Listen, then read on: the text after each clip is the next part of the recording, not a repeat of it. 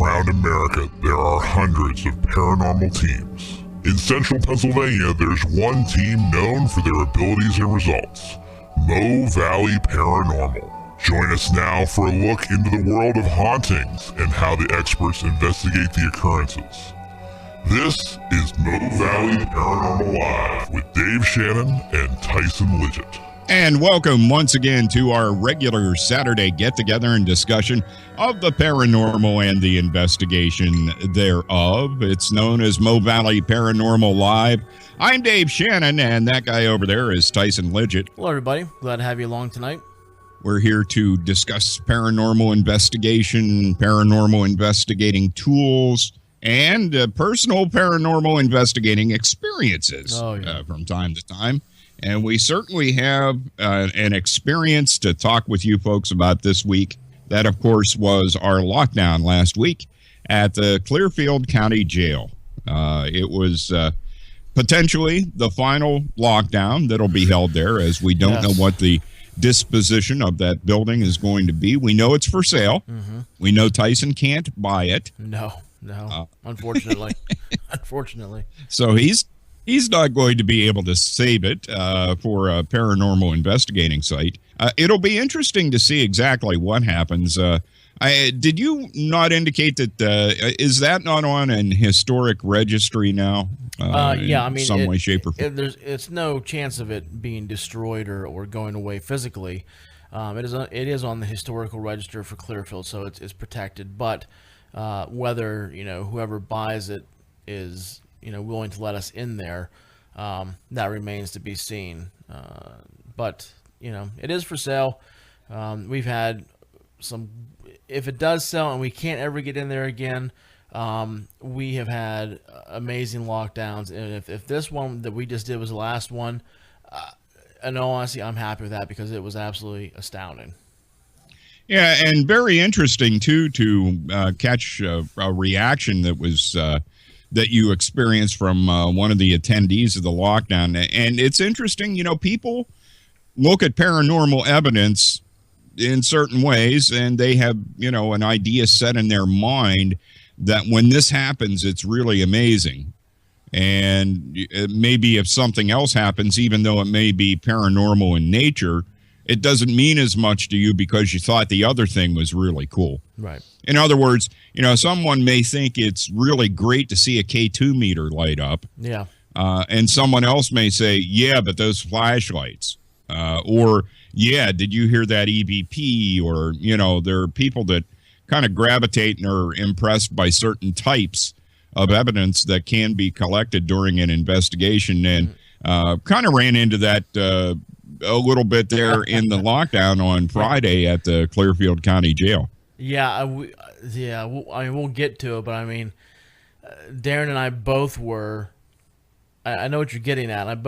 We were both astounded by what the woman was, thought was cool, but then thought was really cool. And then from Darren and I's perspective, we're like, wow, you are completely wrong.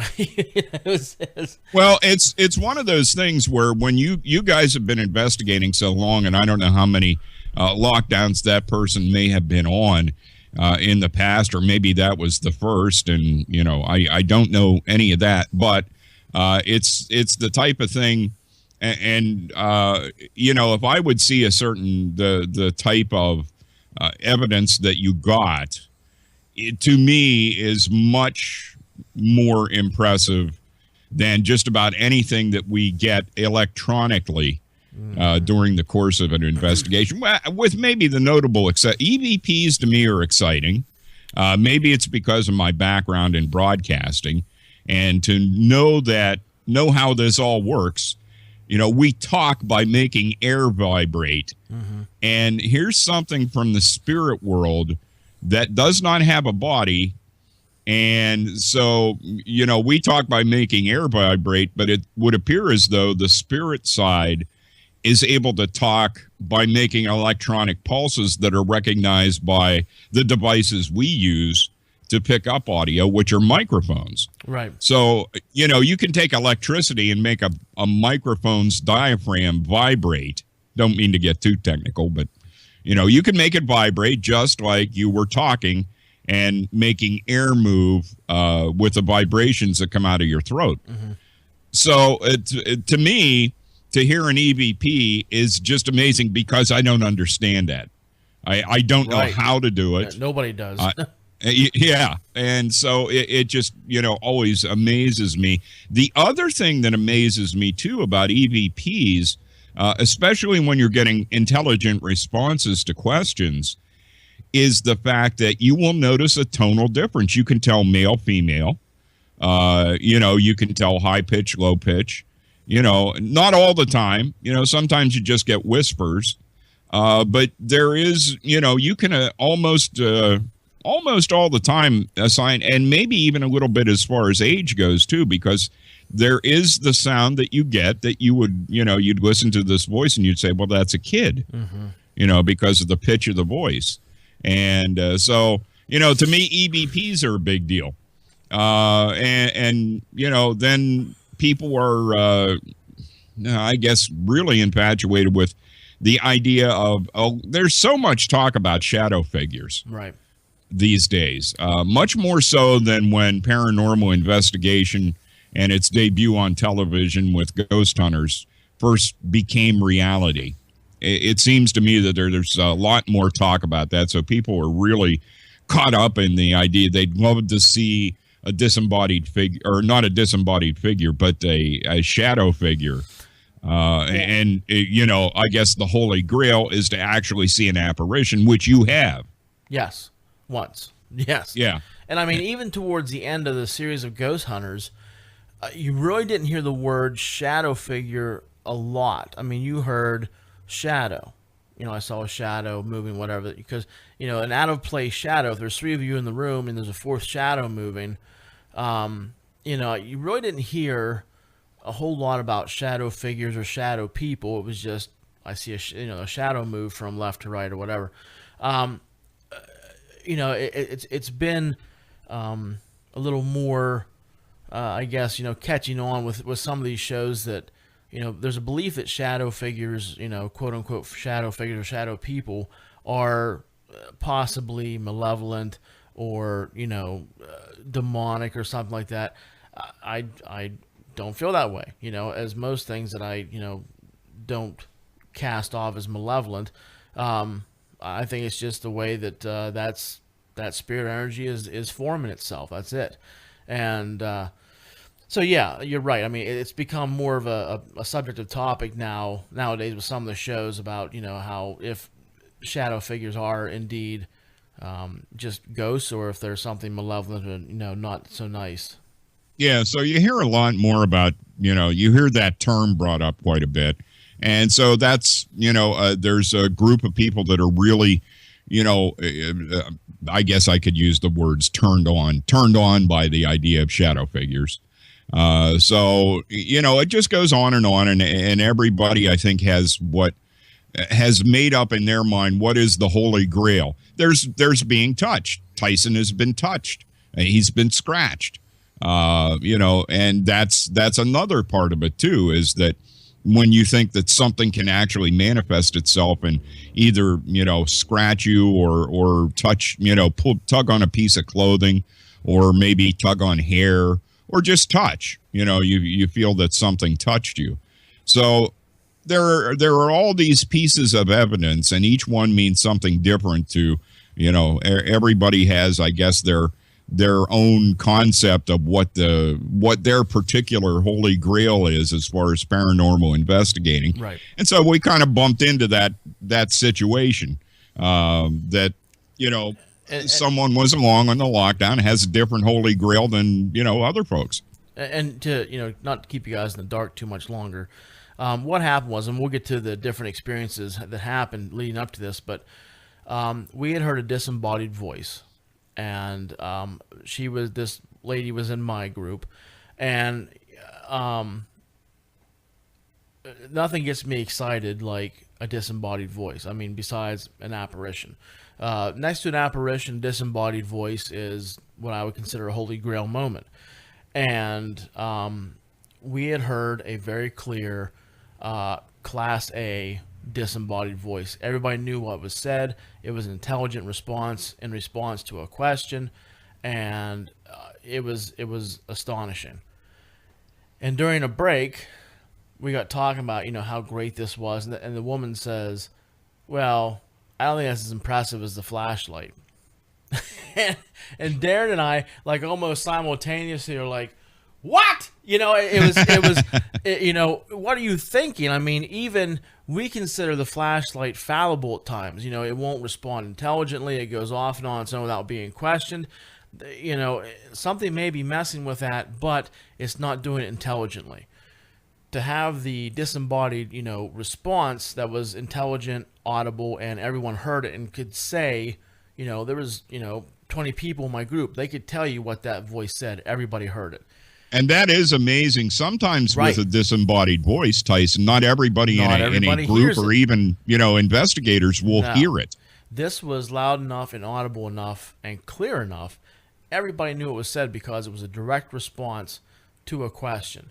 And the circumstances of the response is even more astonishing, in my opinion, and we'll tell you how that came about in our next segment. But that was the situation. Somebody said, well, I think the flashlight activity is much more impressive than a disembodied voice, and Darren and I were just taken aback, and Darren wasn't even in my group, but he was just like, not, she wasn't wrong, that's her opinion, that's what she thought was cool. Sure. That's great. We're glad that she experienced that moment. But for us, we can investigate, and there can be flashlight activity, and we'll ignore it because we're so numb to it that it happens, and unless it's really intelligent, like playing like, the Simon Says game with or something like that. But, to hear a disembodied voice, that still gets us excited. And, so Darren and I were just like, wow, to have that perspective that, something like the flashlight would be better than a voice out of nowhere. But that's what we're getting at, and we'll tell you here in our next segment how each one of those situations unfolded. All right. Yes, we have more coming up. We'll talk more about last week's lockdown at the Clearfield County Jail. I think we can talk about the next location that is coming up, which is very exciting. So we'll do all of that as we continue on. Only one TV show that's on right now, and that is Ghost Adventure. Something weird going on with the Discovery station. So we will talk about Ghost Adventures and what we know about the Ghost Brothers.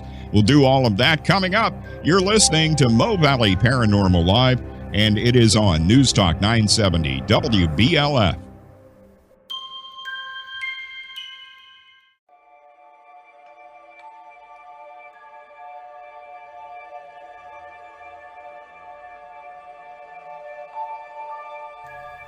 And welcome back to Mo Valley Paranormal Live, our regular Saturday get-together and discussion of paranormal investigation, activities of the paranormal, and how it gets investigated. I am Dave Shannon. That guy over there is Tyson Lidgett. Hello, everybody. Tyson is the founder and lead investigator of Mo Valley Paranormal. And, of course, last week was a get-together that has become known as the Lockdown.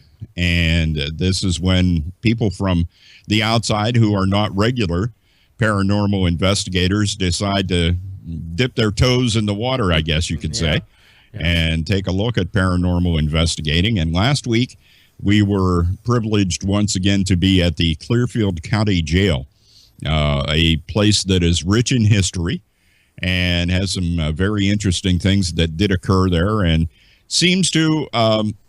as Tyson has said, and we have said in the show many times, you cannot guarantee paranormal activity, but there always seems to be something going on. Mm-hmm. It may vary, from night to night as to how strong that activity is, but there always seems to be something that's willing to step up at some point during an investigation or a lockdown at the Clearfield County Jail to let itself be known. And go ahead. Well, I just wanted to real quick, go off subject for a second and just put out a very big thank you to Bridget McClure from WJAC TV. She contacted me the day of the lockdown, and she says, "Hey, we're looking for a story, and I ran across this event you guys are holding. Can you do an interview or somebody do an interview. And I got a hold of her and I said, when do you need me? And she goes, well, between now and like 12, and this was 10 o'clock in the morning. And I had plans at like 1 o'clock that afternoon with my wife.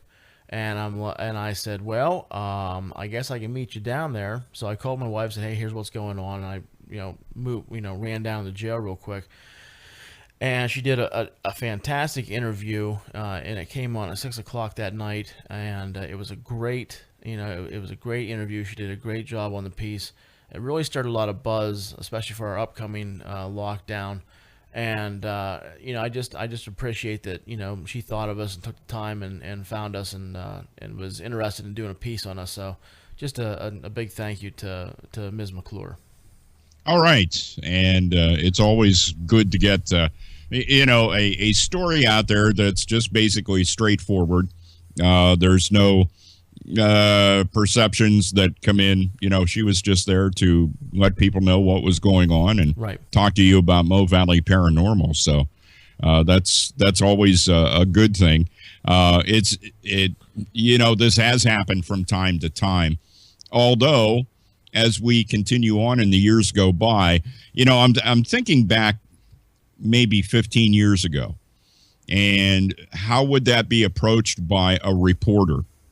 Probably a lot differently than what it is today. Yeah. Paranormal investigation has become, I wouldn't say an accepted practice, but it's not immediately dismissed by folks as it once was. No, I mean, it's definitely mainstream nowadays. People know exactly what you're talking about. If you say, I'm a paranormal investigator, I mean, people actually get excited sometimes that if I'm at the store and I'm wearing a sweatshirt with our logo or something, are you a paranormal investigator? Well, yeah, I have a team, and I don't get so excited about it. But, it's definitely mainstream that people don't look at you weird if you say, some people might, but it's not looked at as it was, like you said, like 15 years ago.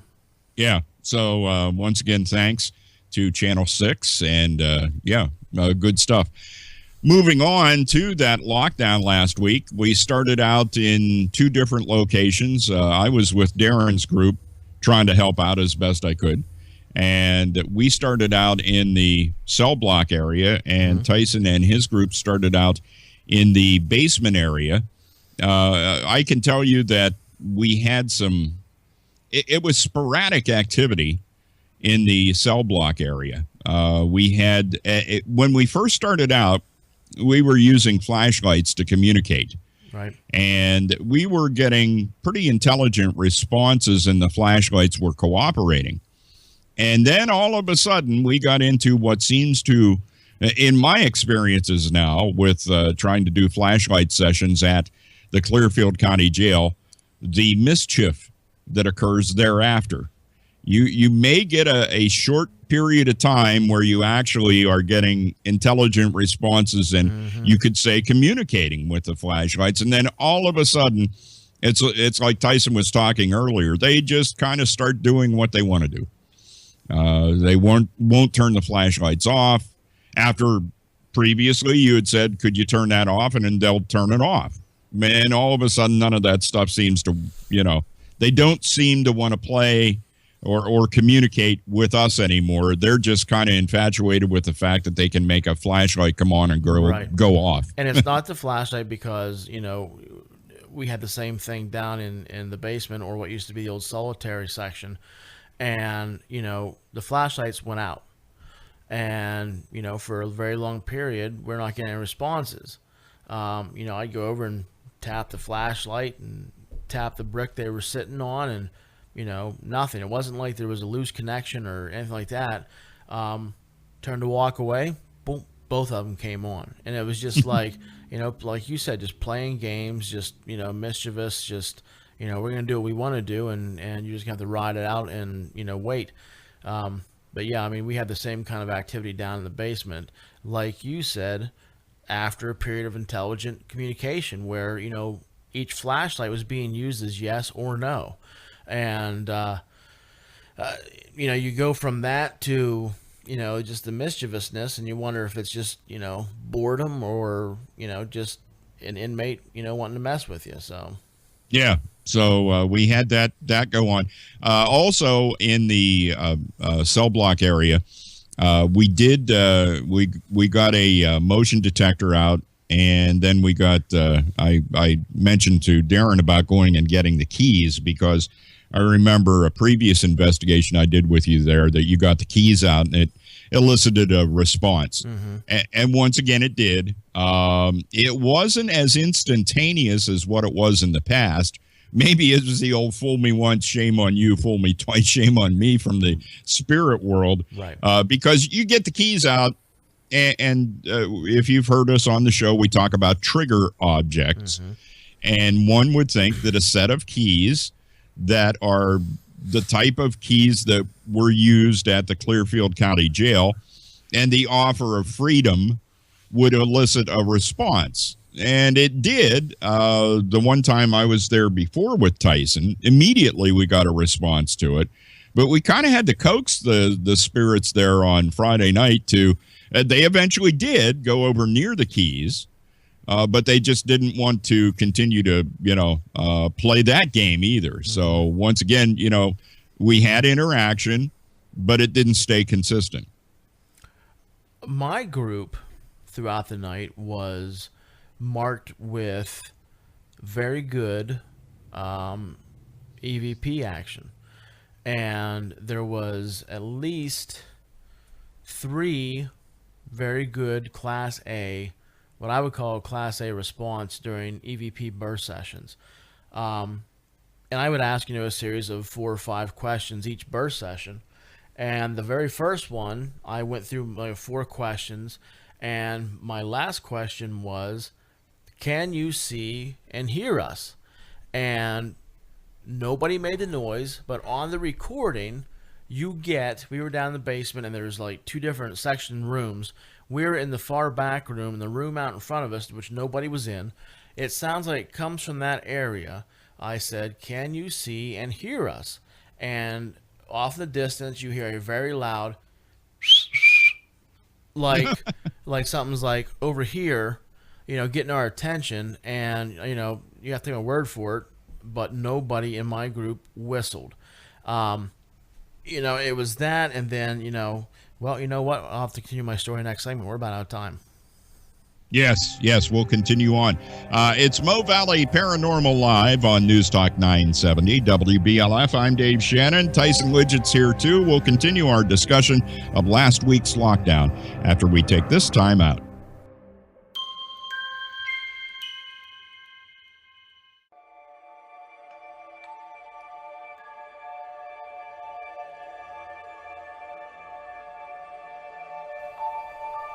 The familiar strains of Scully's theme, as done by Mark Snow, as he did all the famous X-Files music from the television show, which doesn't appear to be coming back. I don't know. I haven't heard anything recently. Yeah, so it appears as though that little mini stretch we had last year may have been the last of it. Probably too much money was spent for the return in audience that they got. That's the way those things work. We're here, though. They still haven't kicked us out. I'm Dave Shannon. That guy over there is Tyson Lidgett. Hello, everybody. It is Mo Valley Paranormal Live. We get together and discuss investigating the paranormal, the evidence that we collect, excuse me, and the methods that we use to get that evidence.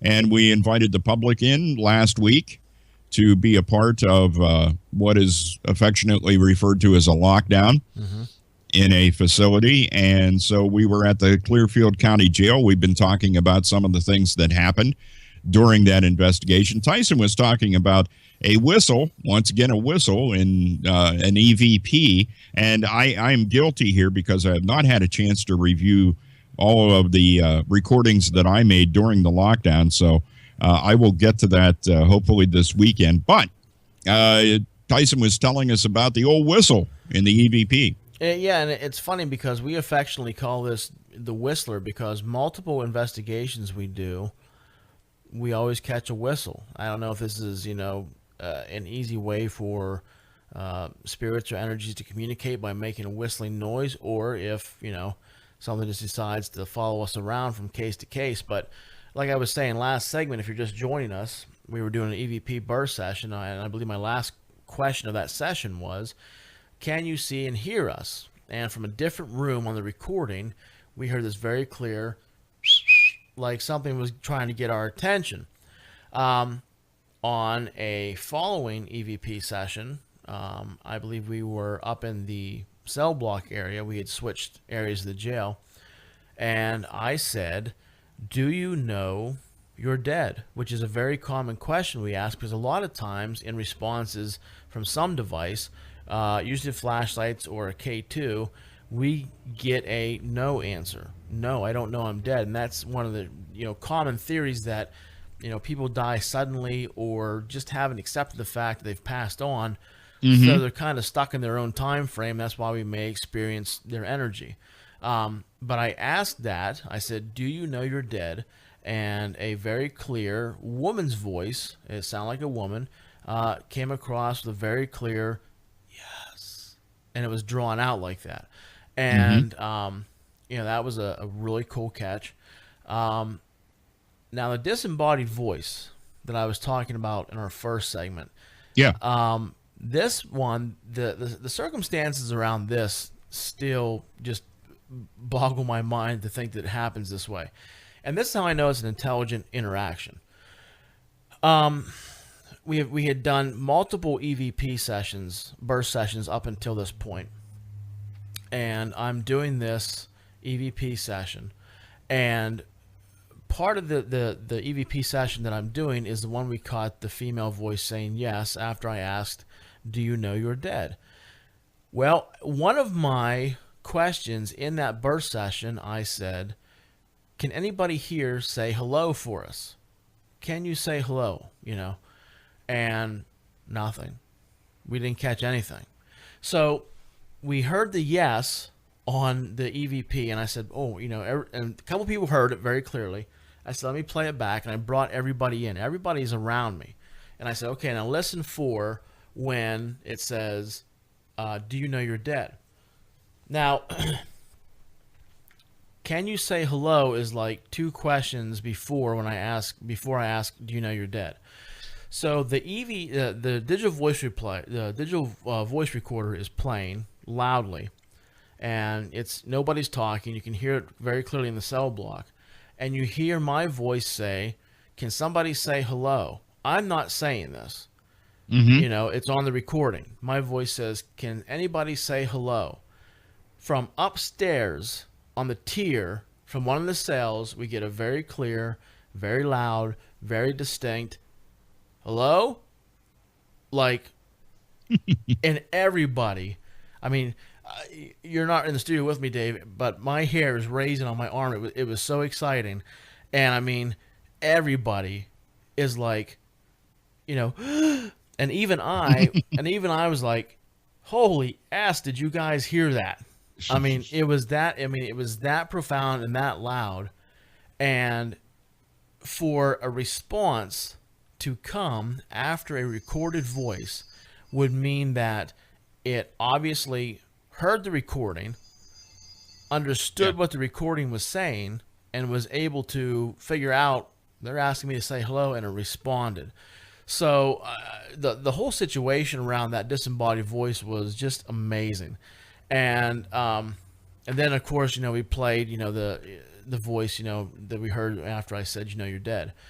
And the last really cool,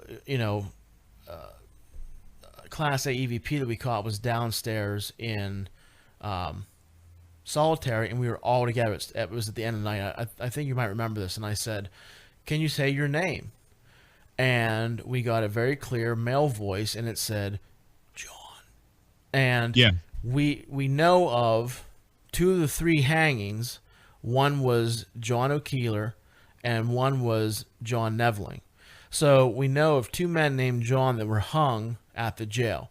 Could have been somebody else, possibly, but at least we have research to back up that we know of 2 men named John died at that prison. So was it one of them? Quite possibly. But I mean, that was just, added bonus on top of the disembodied voice that we actually caught that many Class A EVPs. I mean, if we could have just taken the hello and the Class A EVPs that night, put away everything else. Mm-hmm. And if that would have been a client investigation, if we could have sat down with, that 15 seconds of evidence, that would have been an amazing investigation. Mm-hmm. And I mean, but you add in everything else, the footsteps, the knocks, everyone was downstairs. It sounded like someone was shutting cell doors upstairs, at the end of the night. And, the flashlight activity. That was probably, the best lockdown at the Old Clearfield County Jail. Did it go hand in hand with that was the smallest, group we've ever had there? Maybe it wasn't, a whole lot of people running around and things felt more comfortable. But, if you were on this last lockdown, you got a hell of a show. That was a great lockdown, especially if you were in my group. And, I mean, like I said, it would be sad if we never got in there again. But if we ended on that note, I'd be completely happy. I would be content. Yeah. It was interesting. The group that Darren and I had, it was difficult to get any of the participants to want to, get actively involved. It always is. It always is. And I eventually got one of the younger women to go ahead and say, she was willing to try something. Right. And all of a sudden, Darren and I had been asking questions, trying to get a flashlight session off and running. And all of a sudden, Darren left, and she felt empowered finally, and started to talk and ask questions and ask for the flashlights to be turned off. And the response was amazing how much different it was. Mm-hmm. Once she started to ask the questions, I nicknamed her Magic. Because she was able to perform magic where Darren and I, we were getting that more of that, mischievous kind of activity on the flashlights, and she was able to get them to respond rather crisply. But we found her magic ran out then when we were all together there in solitary. That little girl that was saying stuff at the end of the night, was that her? Was that the one you? Yes, okay, yes. Okay. Yeah. That's always a constant struggle, and I mean, I understand. I mean, I know these folks are paying to, be on investigation and they want to be entertained, but I try to remind them, even in my groups, I'm like, listen, I do this all the time. I don't have to do this. This is you guys' investigation. You paid to be here to do this. Start taking charge here. Usually once I say that, people will start asking questions, and I have people, do EVP burst sessions and whatnot.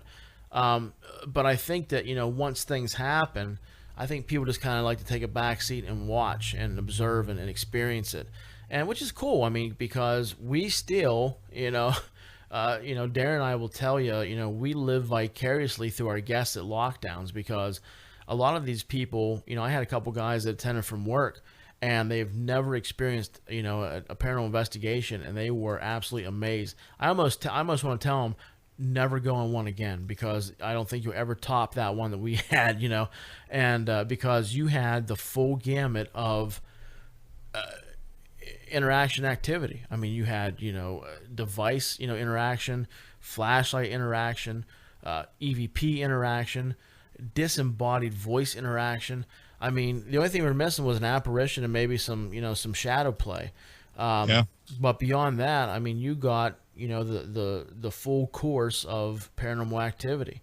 And Darren and I will tell you, people, that we live vicariously that to watch their reactions that we once had years ago, but now we're just kind of numb to it unless something like a disembodied voice like that happens, or, something that really kind of shakes us. Like, we haven't seen that in a long time, but we love our guests. We love doing lockdowns, and I don't see them stopping anytime soon.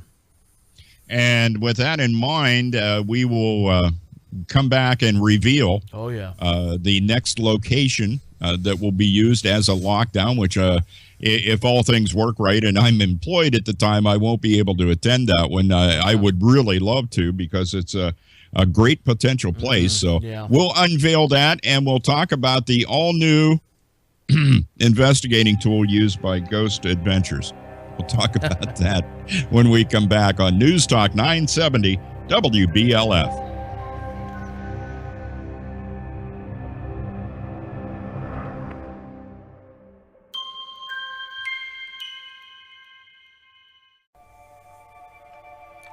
Welcome back to Mo Valley Paranormal Live, our regular Saturday get-together and discussion of the paranormal and the investigation thereof. I'm Dave Shannon. That guy over there is Tyson Lidgett. Hello, everybody. Thanks for tuning in.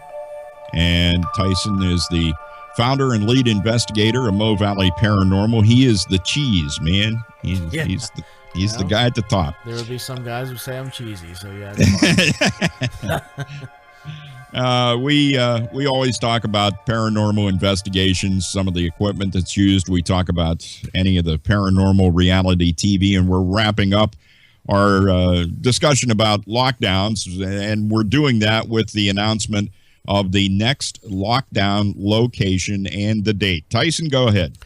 Yeah, I'm happy to. Man, we are excited about this next one. It is an all-new location.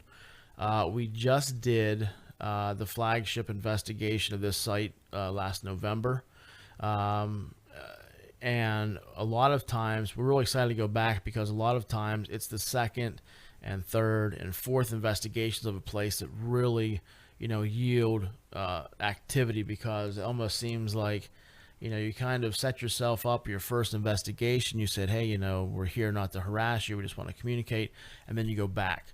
And you use the same method, and you show them, hey, I'm just here to let you talk, and so it's almost a thing of letting them feel comfortable. So we're really excited to go back, and we are going to do our initial lockdown. Our first lockdown at this all-new location is the 1806 Uniques and Antiques in Jennerstown. The title will let you know when the place was built. This place was built early 1800s. It was built as a stagecoach stop to be used by President Washington and his troops. A lot of history, obviously, with this place. There are over 15 deaths associated in the house. Some tragic, some natural. So, the potential for residual and intelligent activity is just, ripe there. When we did our investigation in November, good activity, and it seemed a lot of intelligent and residual, mostly residual, a lot of things like phantom footsteps, knocks and shuffling around while we're, in a room and you hear footsteps coming up behind you. There were some very intelligent, reactions where the owner was with us and she was sitting against the wall, and I said, hey, can you repeat this? And we were trying knocking and nothing was working. I said, let's just try one. Can you repeat this? And I knocked once, and very loudly right beside the owner's head against the wall was this thud, almost letting us know that, I know her, I'm going to communicate with her. It kind of shook her. She was a little bit of a non-believer before that investigation. And then we asked for some reaction, some interaction later in the investigation, and there was this bundle of walking sticks that are for sale, and they're leaning against a stairwell, leaning into the stairwell, and what we caught was the sound of one of those walking sticks being pulled away from the group and falling back into the pile of walking sticks. It sounds like wood hitting wood, as you would imagine, like sticks would sound hitting each other. So I mean, the intelligence is there, residual is there. I just think that I have this feeling that our lockdowns will yield a bunch of activity.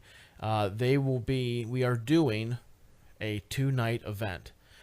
This will be Friday, June 9th, Saturday, June 10th. And the reason for this is because of the size of the location, and because it is a store. It is now like an indoor flea market where different vendors have their stuff in different rooms. It does not grant us a whole lot of room for a lot of people. If this would have been an empty house without all the stuff inside, you could do it, because it's a good sized house, because with a full basement, a full attic, and 2 floors, you could do a large group of people. But because of all the stuff in there, I'm only taking 30 people per night. So, and our post on our Facebook page, just revealing the site of where it is, has like 11,000 views. There's like 80 shares. People are commenting, let's go to this. It will sell out, I believe, probably in the first hour both nights. So, I mean, and we plan on doing more. The owners are great. They've already told us that we have exclusive access to the building whenever we want to use it for events, as long as it's not being used for something else. Fantastic folks. But we are very excited to get down to the 1806 Uniques and Antiques in Jennerstown. That will be, once again, Friday, June 9th and Saturday, June 10th, 10 p.m. till 4 a.m. All right. That's the upcoming lockdown. Really sounds exciting. And just a great place to be. So plan on attending, and plan on not wasting any time to let Tyson know that you do want to be a part of that, and reserve your space as quickly as possible for that 2-night investigation, and nice small groups. Yes. So, you'll be divided into 2 groups of 15, which is very small for what we usually do. Right. So that generally yields some good responses too. It's like you just said there with the situation at the jail. We had, we broke down into 2 somewhat small groups.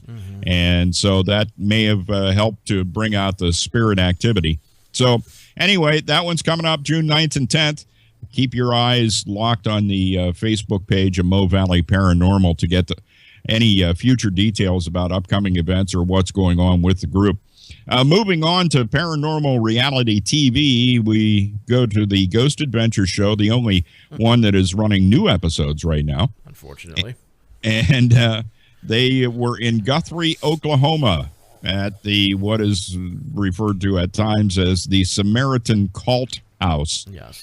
It's an old prison that was built in 1892 and eventually was no longer a prison, and this cult group led by Linda Green took over the house, or the prison actually, and it became their house, so to speak. A strange death occurring there. She had a friend by the name of Alan Ross. What was her husband? That was her husband? Okay. Her husband. I was confused about that. But anyway, he was a videographer and had was working on a documentary, and he mysteriously disappeared. Right. His remains were found. It was a substantial amount of time later. What, 10 years later, something like that? Yeah, it was pretty long. Yeah, and so there was foul play involved in the finding of the remains of Alan Ross. It was believed that perhaps Linda Green did it, but there was no evidence to directly link her to the death of Alan Ross. Linda Green, known for pendulum dowsing as part of this cult deal. Zach, while he was given a tour of the location and was in the basement, said that he has a third eye now. Yes. So yes, just keep that in mind when you look at Mr. Bagans, that he has a third eye. This third eye that I've been cultivating, he says. It was amazing. While touring the building with another paranormal investigator who had investigated there, they found these cult cards. Not quite exactly like a tarot or anything. They were completely different, but they had these symbols on them, and they came into play later in the investigation. They did get an interesting EVP in the basement where the spirits were asked, "What do you want?" And the response they got in the EVP was a Class A response, and it was the word video. Video. Mm-hmm. And so they thought, well, maybe this is the spirit of Alan Ross. And so you think this investigation is going along in a normal way, and then you find out that the rest of the show is about Darren Evans, who is a demonologist, and his Ouija board. That's what the rest of the show's about. They did mention, that black mold was a problem, so they did suit up and continued to wear respirators throughout the end of the show. They also found out something about Linda Green. She thought that barcodes were evil. Right. Barcodes that you see on, packaging. And well, they are evil because then when you go to the grocery store and they go over the scanner, you have to pay for it. You have to pay money. Yeah. So anyway, so this Darren Evans shows up, and I have no qualms with Darren. He is who he says he is, and this is something that he does. But the use of the Ouija board becomes the total focus of the program. These guys have some of the best paranormal investigating equipment. And the investigation just, deteriorates, in my opinion, down to a Ouija board because it's when I watch them in use, and especially in this particular instance, I just don't buy into it. Although there are people that and of course this eventually shows some things as they go on that are very relevant. They ask it to, show them something. Well, it comes up with the numbers 1119. That happens to be, this is after, it doesn't do anything while Zach Third Eye Bagans is there. Jay Wasley steps in, and it starts to respond intelligently as soon as Jay gets there. 1119 is Jay's birthday. They get, what do you want? They ask that question, and they start to get, and the words they get out of the Ouija board are kill and get out. And so then they ask if there's a demon there, and they get Zozo Mama as the name of the demon that's there. But this is the one that Daryl can conjure. Yes. So they do get that out of it. And then the word kidney comes out. And also right before that, J family. Or it didn't make it the whole way through family. It got to FAMI. Well, that kind of would be logical to finish it as family. And the word kidney comes out of it turns out that Jay's brother has kidney problems. And Jay eventually, it's too much for him and he gets out. He said, I need out. So he walks away from it. The one interesting thing, Jay was looking away from the board when it was doing the word kidney. He didn't, so if anybody thinks that, he was directing it that way, he was away from it. But that was the essence of the episode. It was all about a Ouija board, and very disappointing from that standpoint. That's going to do it for this week. We will see you again next week. Good night, folks. Good night, folks.